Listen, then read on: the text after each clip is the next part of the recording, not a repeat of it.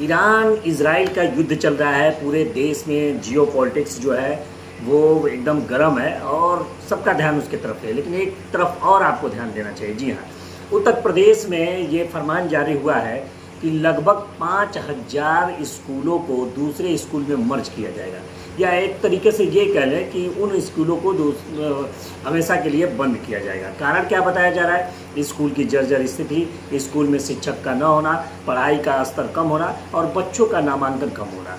और ये गाइडलाइन बताई गई है कि जिसमें लगभग 50 बच्चों का जहां नामांकन हुआ है उन बच्चों को दूसरे स्कूल में शिफ्ट किया जाएगा और इस स्कूल को बंद किया जाएगा। ये कितना बड़ा प्रहार है इस शिक्षा पर, और ख़ास तौर पे गरीब वर्ग के शिक्षा पर, इसका अंदाज़ा लगाना मुश्किल है। इससे फ़ायदा किसको होगा? जब किसी इलाके में प्राथमिक विद्यालय बंद हो जाएगा, और प्राथमिक विद्यालय में आप जाते कौन हैं? उन गरीब बेचारे जो कहीं ट्रांसपोर्टिंग के ज़रिए अपने बच्चों को किसी बड़े स्कूल में नहीं भेज सकते हैं, महंगी फीस के कारण अच्छे स्कूल में नहीं पढ़ा सकते हैं, वो प्राथमिक विद्यालय में भेजते हैं। अब अगर 50 बच्चे वहाँ पढ़ रहे हैं तो उनको भी बंद करके उनको दूसरी जगह शिफ्ट किया जाएगा। सोचिए कि आपका ग्राम सभा है बलूचहार, वहाँ पे एक प्राथमिक विद्यालय चल रहा है, वहाँ 50 बच्चों का नामांकन हुआ।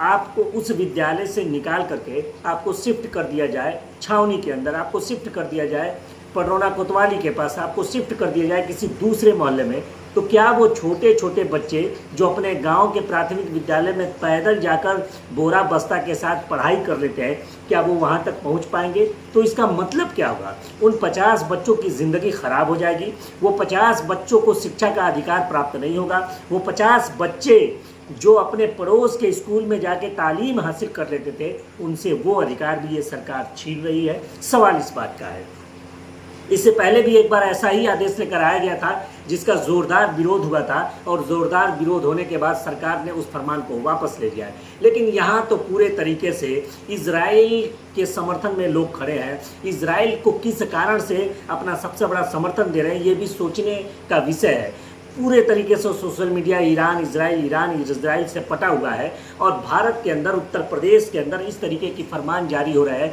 जो गरीबों से उनका शिक्षा का अधिकार छीन रहा है। गरीब शोषित वंचित जो है, जहां वो प्राथमिक विद्यालय में पढ़ने जाता है, उससे वो अधिकार भी छीना जा रहा है। इससे फ़ायदा किसको होगा? फ़ायदा यही होगा कि जहाँ प्राथमिक विद्यालय जब बंद हो जा रहे हैं तो वहाँ बच्चे जाहिल ही रहेंगे, अनपढ़ ही रहेंगे, और इससे फ़ायदा सरकार को होगा। क्योंकि एक फेमस डायलॉग एक फिल्म का आपने सुना होगा जिसमें ये कहा जाता है कि जब हम अनपढ़ रहेंगे तभी तो भीड़ की शक्ल में नेताओं के पीछे जाके नारा लगाएंगे, नेताजी जिंदाबाद, नेताजी जिंदाबाद, और तभी तो हमें धर्म के नाम पर बहकाकर, जब हमारी सोचने की क्षमता खत्म रहेगी, धर्म के नाम पर बहकाकर रैलियों में हमें घुसाकर दंगा करवाया जाएगा और हमें ही जेलों में ठूस कर अपनी सत्ता की कुर्सी को मजबूत कर दिया जाएगा। जी हाँ, तो इस तरीके की जो उत्तर प्रदेश सरकार की जो मंशा है, ये साफ जाहिर कर रही है कि सरकार, और देखिए सबसे बड़ा जो सवालिया निशान है, कारण क्या बताया गया? कारण ये बताया जा रहा है कि स्कूल की स्थिति जर्जर है।